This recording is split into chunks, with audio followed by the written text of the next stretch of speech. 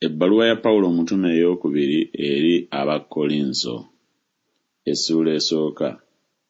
Pawulo, omutume wa Kristo Yesu olw'okwagala kwa Katonda, ne Timoseewo ow'oluganda, eri ekkanisa ya Katonda eri mu Kkolinso, awamu n'abatukuvu bonna abali mu Akaya yonna. Ekisa kibeerenga gye muli n'emirembe ebiva eri Katonda Kitaffe ne Mukama waffe Yesu Kristo. Yeebazibwe Katonda era Kitaawe wa Mukama waffe Yesu Kristo, Kitaffe ow'okusaasira era Katonda ow'okusanyusa kwonna, atusanyusa mu buli kibonoobono kyaffe, ffe tulyoke tuyinzenga okusanyusanga abali mu kubonaabona kwonna, n'okusanyusa ffe kwe tusanyusibwa Katonda.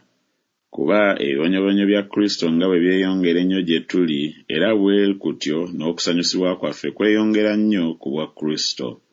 Naye bwe tubonaabona olw'okusanyusibwa n'okulokoka kwammwe, era bwe tusanyusibwa olw'okusanyusibwa kwammwe, okuleeta okugumiikiriza ebibonyoobonyo ebyo naffe bye tubonyaabonyezebwa, era okusuubira kwaffe kunywera eri mmwe, nga tumanyi nti nga bwe musse ekimu mu bibonyoobonyo, era bwe mutyo musse ekimu ne mu kusanyusibwa.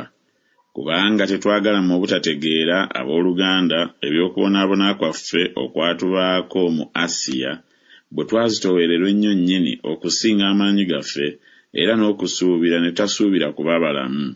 Era ffe bennyini twalimu okuddamu okw'okufa munda mu ffe, tuleme obwesige okubuteeka mu ffe ffekka, wabula Katonda azuukiza abafu, eyatuwonya mu kufa okunene okwenkana awo, era anaatuwonyanga. Era gwe tusuubira edda alituwonya. Era mmwe bwe mubeera awamu ku lwaffe mu kusaba, bwe tulimala okuweebwa ekirabo olw'abantu abangi balyoke beebaze ku lwaffe. Kubanga okwenyumiriza kwaffe kwe kuno, okutegeeza okw'omwoyo gwaffe, nga mu butukuvu ne mu mazima ga Katonda, si mu magezi ag'omubiri wabula mu kisa kya Katonda, bwe twatambulanga mu nsi, era okusinga ennyo eri mmwe. Kubanga tetubawandiikira birala wabula ebyo bye musoma era n'okwatula bye mwatula, era nsuubira nga munaabyatulanga okutuusa enkomerero. Nga n'okwatula bwe mwatwatulako akatono, nti ffe tuli kwenyumiriza kwammwe, era nga nammwe bwe muli gye tuli ku lunaku lwa Mukama waffe Yesu.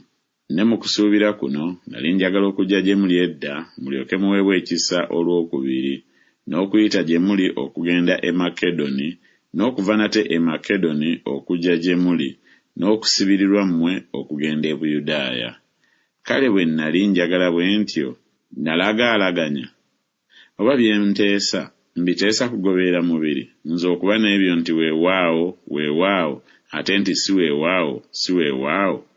Naye nga Katonda bw'ali omwesigwa, ekigambo kyaffe ekiri eri mmwe, si bwe kiti nti weewaawo, ate nti si weewaawo.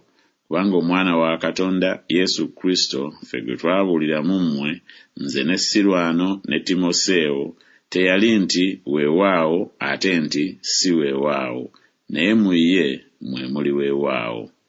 Kubanga mu byonna Katonda bye yasuubiza, mu oyo mwe muli weewaawo, era oyo kyava aleeta amiina, Katonda atenderezebwe ku bwaffe.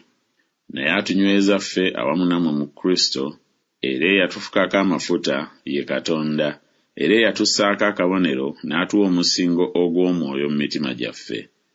Naye nze mpita Katonda okuba omujulirwa w'emmeeme yange, nga kyennava nnema okujja mu Kkolinso, kubanga nabasaasira. Si kubanga tufuga okukkiriza kwammwe, naye tuli bakozi bannammwe ab'essanyu lyammwe, kubanga okukkiriza kwe kubayimiriza.